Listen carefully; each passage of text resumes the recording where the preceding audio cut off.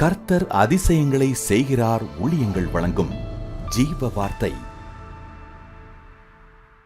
கர்த்தருடைய நாமம் மகிமைப்படுவதாக. இயேசப்பா நல்லவர், பெரியவர். இந்த காலை வேளையிலே அனைவரையும் இயேசுவின் நாமத்தில் வாழ்த்துகிறேன். கர்த்தருடைய பிரசன்னம் உங்களை ஆளுகை செய்வதாக. இந்த நாளில் புதிய காரியங்களை கர்த்தர் உங்களுக்கு செய்ய போகிறார். உங்கள் கையின் பிரயாசங்கள் ஆசீர்வதிக்கப்பட போகிறது. வேலையில் அவர்களுக்கு வேலையை தரப்போகிறார். உங்களுடைய வியாபாரத்தை செழிக்க பண்ண போகிறார். உங்கள் குடும்பத்தில் சமாதானத்தை தரப்போகிறார். உங்கள் தேவைகள் அனைத்தும் சந்திக்க போகிறார். கடன் பிரச்சனையை மாற்றுவதற்கான அனுகூலங்களை கர்த்தர் உண்டு பண்ண போகிறார். இன்றைய ஜீவார்த்தைக்கான வசனத்தை கேட்போமா? யோபு 22:25. அப்பொழுது சர்வ வல்லவர் தாமே உமக்கு பசும் பொன்னும் உமக்கு சொக்க வெள்ளியுமாயிருப்பார். இன்றைய ஜீவாத்தின் தலைப்பு சர்வ வல்லவர் பசும் பொன்னை போல இருப்பார். அப்படின்னா ஆண்டவர் பசும் பொன்னை போல நம்முடைய வாழ்க்கையில் இருப்பாராம்.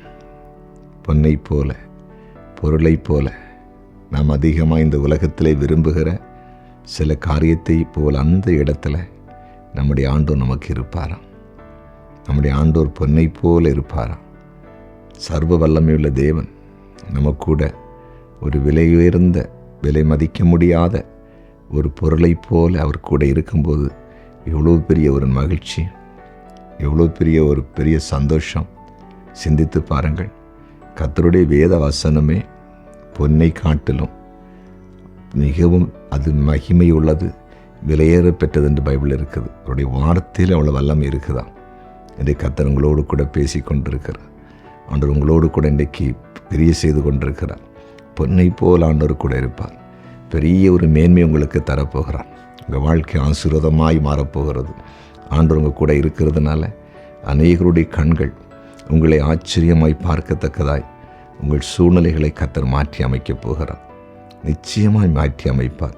நம்ம கூட ஆண்டவர் இருப்பது தாங்க பெரிய மேன்மை. ஏசப்பா நம்ம கூட இருந்தாலே நம்ம வாழ்க்கை பொன்னை போல மேன்மை உள்ளதாய் மாறும்.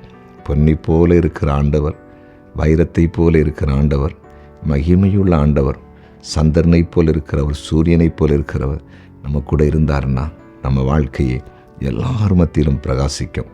நிச்சயமாக பிரகாசிக்கும். சோர்ந்து போகாதீங்க. ஆண்டவருடைய அதிசயங்களை பார்ப்பீர்கள். ஜெபிப்போமா? ஜெபிக்கலாம். ஆம் ஆண்டவரே, கேட்ட வார்த்தையின்படி ஒவ்வொருடைய வாழ்க்கையிலும் பொன்னை போல நீர் கூட இருந்து வழி நடத்தும்படியாக ஜெபிக்கிறேன். உங்களுடைய மகிமையின் பிரசன்னம் ஒவ்வொருவரை இப்போது ஆளுகை செய்யட்டும். கவலை, கண்ணீர், வேதனை, துக்கம் எல்லாவற்றையும் எடுத்து போடுங்க. விசேஷமாய் இன்றைக்கு பிறந்த நாளை காண்கிற ஒவ்வொருவரையும் ஆசீர்வதித்து ஜெபிக்கிறேன். திருமண நாளை காண்கிற குடும்பங்களை வாழ்த்தி ஆசீர்வதிக்கிறேன். ஆண்டவரே, வியாதிப்பட்டவர்களை இந்த நேரத்தில் சுகமாக்குவீராக. இந்த நாளில் என்ன செய்வோம் என்று ஏதாவது காரியத்தில் பயந்திருந்தால் அந்த காரியத்தில் அற்புதத்தை செய்யும்படியாய் ஜெபிக்கிறோம். ஆண்டவரே, கமாண்டில் தங்களுடைய தேவைகளுக்காக, பிரச்சனைகளுக்காக ஆண்டவரே யாரெல்லாம் ஜெப குறிப்புகளை அனுப்புகிறாங்களோ அதை உம்முடைய சமூகத்தில் நான் இப்பொழுதே சமர்ப்பித்து ஜெபிக்கிறேன். ஆண்டு ஜெப குறிப்பை அங்கீகரித்து அற்புதம் செய்து ஒவ்வொருடைய கண்ணீரின் துடைப்பீராக.